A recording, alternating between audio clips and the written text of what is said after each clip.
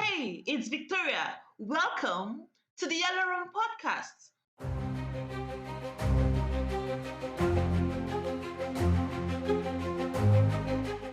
Hello, Happy New Year. Good day to all our listeners tuning in from different parts of the world. 2025 is going to be a fulfilling year. My name is Victoria, a communication specialist. This podcast is birthed from 12 months of intense full-time job hunts and over 100 rejections. The Yelo Room Podcast is a safe space for job seekers like me that have been rejected and for job seekers that are struggling in their career and life. This is a place for you to relax, to learn, to laugh, be inspired, and have some form of fulfillment. The Yelo Room Podcast is all about stories, where you listen to other people's stories and also share your story. We have a lot in store for you.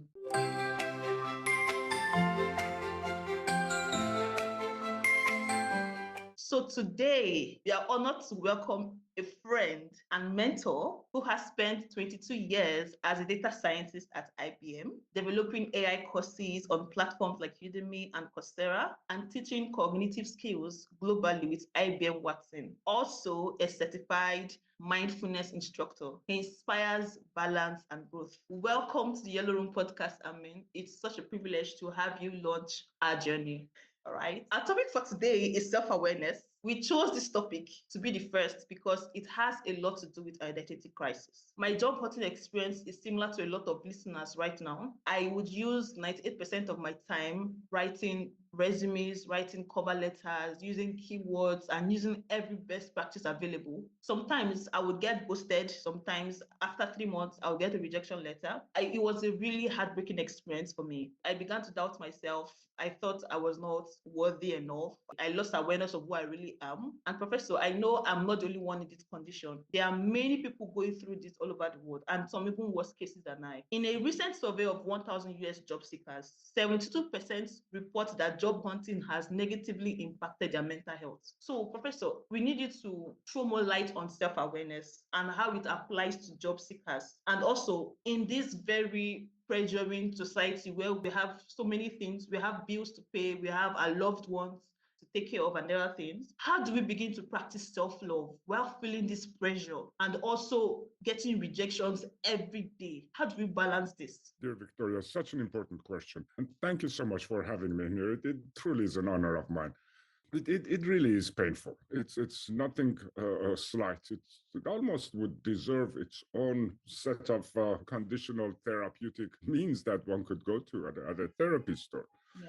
Especially for those who have just graduated and they are excited about the work and what they want to do. And yet rejection after rejection. And this is a global problem. I'm here in the US, in Massachusetts. Same thing is happening over here. Qualified folks. It's as though there is this algorithm out there in the employer sites that is looking for certain keywords. And all of a sudden, the machine, if it doesn't see those keywords, that resume somehow is shunned aside. And I've also found over the 20 years that I've been at IBM, when a company posts a job, well, it doesn't matter what the name of that company is. At first, they look inside to see if there's someone in the department that could probably rise up, even though the job is posted out there. You know, it's like, I know Alice, she works downstairs. Maybe we can give her a shot at this position. These are the challenges that we're facing. Oftentimes, I recommend to folks something that I have done, seems to have helped, is to obtain badges and certificates 1 hour, 2 hours from Coursera, from LinkedIn, Udacity, Udemy. There are various sources that you can get a badge. And something of verbiage that resonates with the field that they're in, you know, something about prompt engineering. Just those two words gets the radar at the AI company.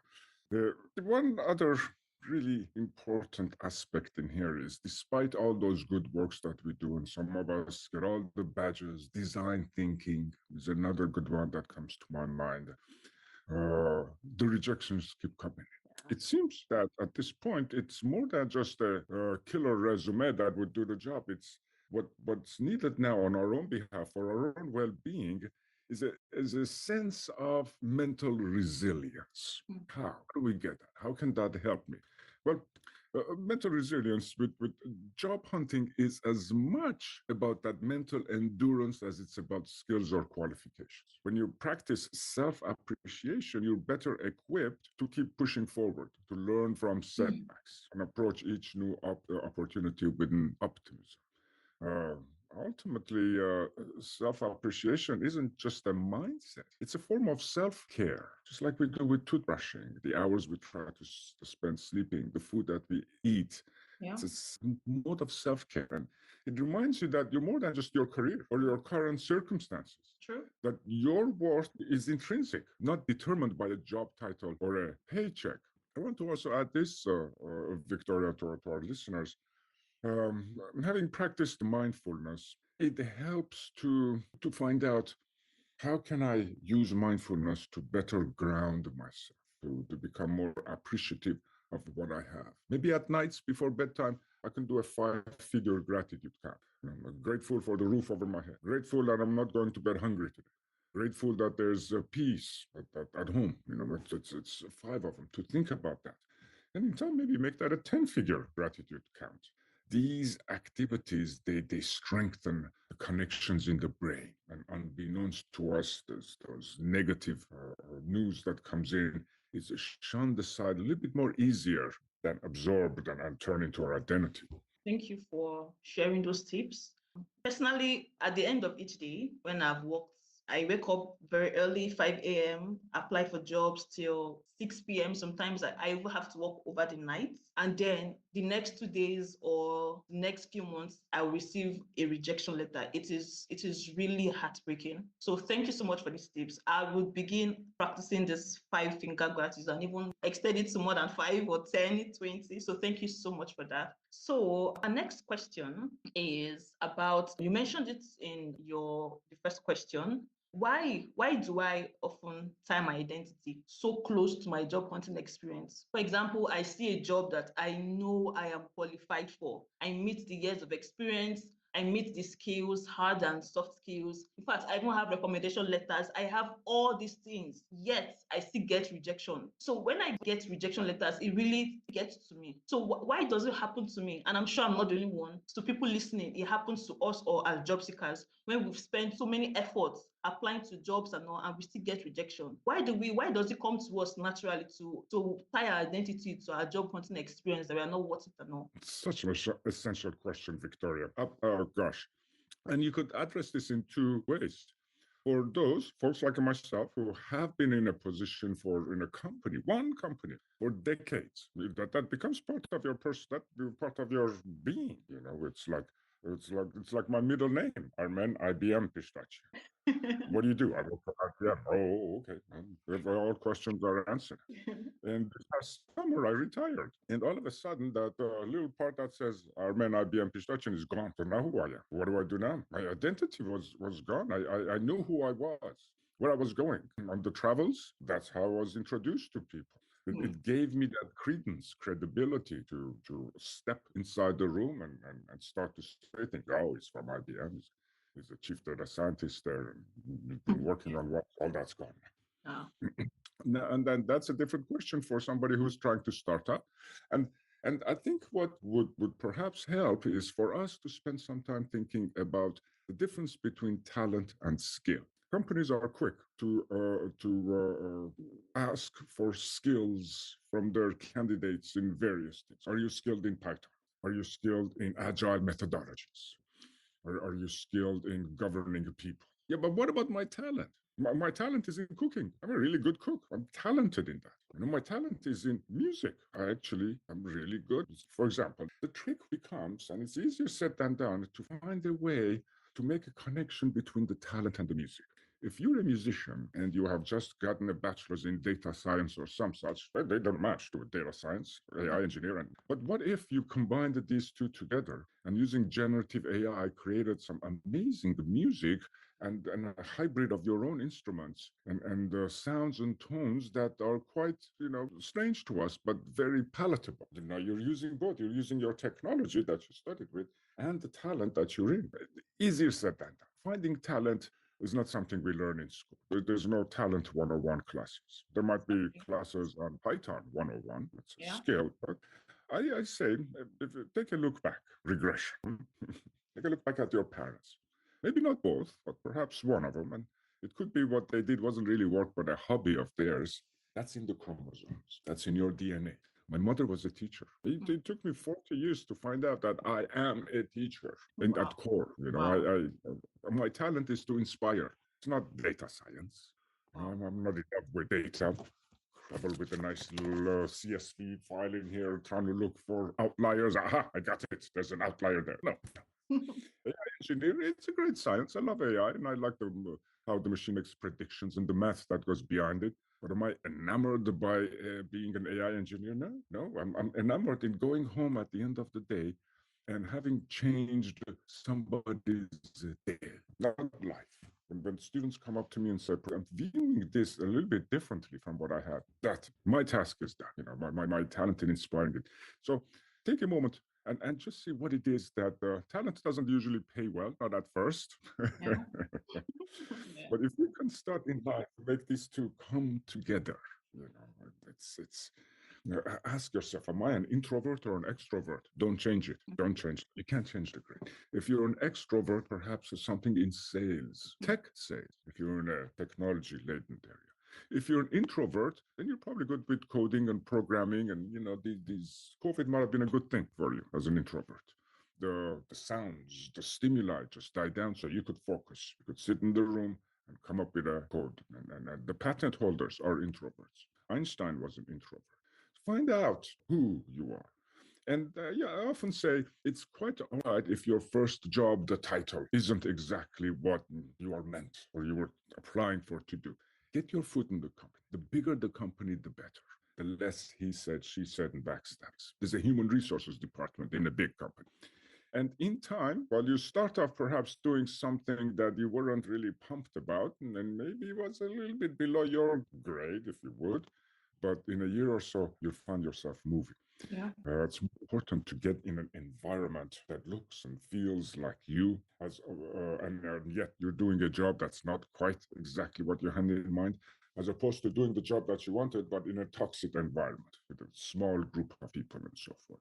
Wow. I really like your emphasis on the difference between talent and skills. This job hunting has been really like, to take it to another point, depressing really. Now with this mindset of my talent is different from my skill, I think I've also had to apply to this podcast because I saw that applying for job every day is affecting me. So what if I change? I do something I love. I love writing. I'm an introvert.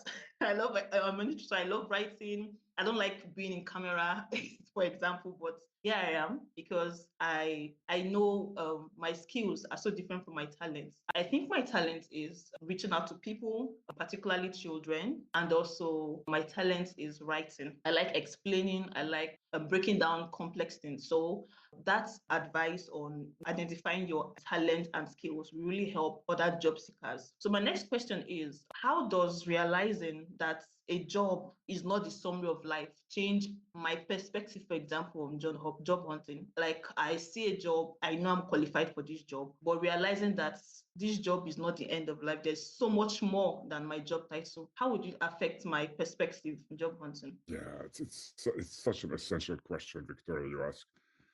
Not so wonderful answer, but a true one is time solves that problem. But that's a truism because time does solve a whole lot of the passage of time does solve a whole lot of problems.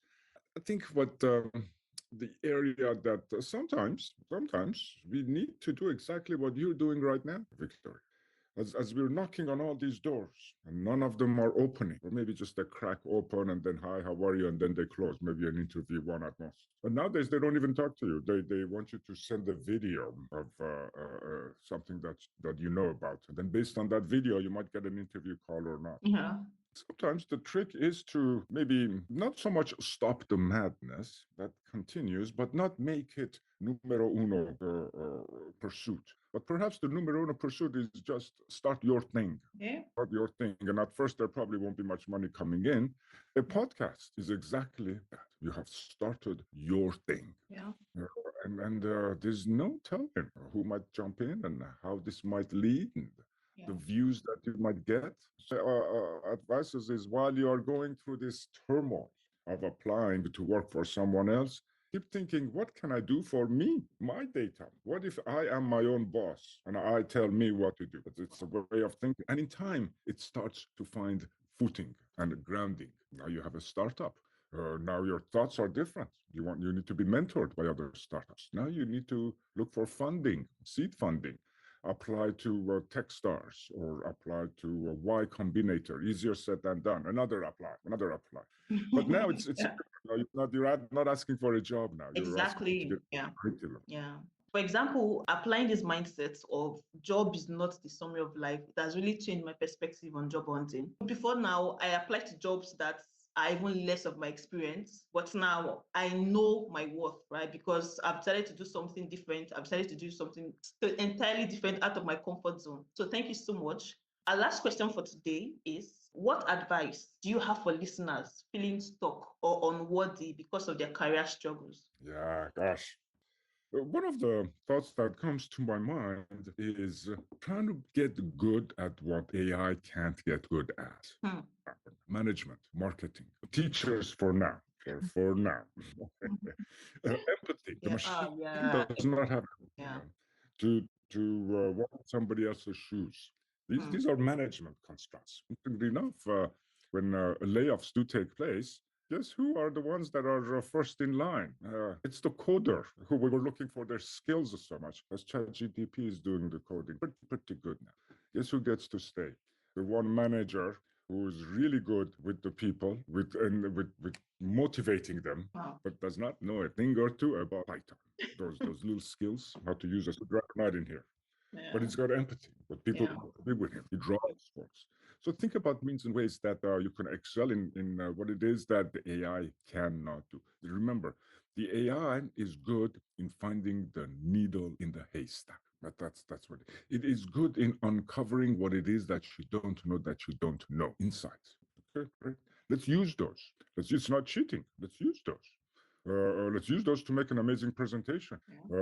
But all the time, let's bear in mind, what is it that I can do that the machine can't? I want to get good at that. That's really deep. That's really deep. I think I saw somewhere on LinkedIn, someone posted that how she got better in writing is she will ask ChatGPT to do a particular thing to write this blog or for her, and then she does the exact opposite of what ChatGPT suggests. So that way she stands out and is so different from every other person using ChatGPT. Yeah. So thank you so much. Thank you so much, Professor Amen, for sharing your wealth of wisdom. Thank you for committing your time to this. Thank you so much. To our listeners, this podcast only gets better. This is our first one. I hope you're able to learn one or two from today's episode. I want to assure you that this podcast will keep getting better. This podcast is about sharing stories. So if you have, we would like to hear your stories. I would like to hear stories. So if you have a story, if you're like me, that you've spent the whole of 2024 looking for a job, please reach out to me on LinkedIn, Victoria Johnson. I will link my bio in the description section. And also share this with your colleagues, share this with your friends, share this with your family, share it with everybody going through job hunting right now. Till next time, stay positive, believe in yourself, and enjoy life to the fullest. Happy New Year once again. Thank you. Thank you so much. Thank you. Thank you. Bye-bye.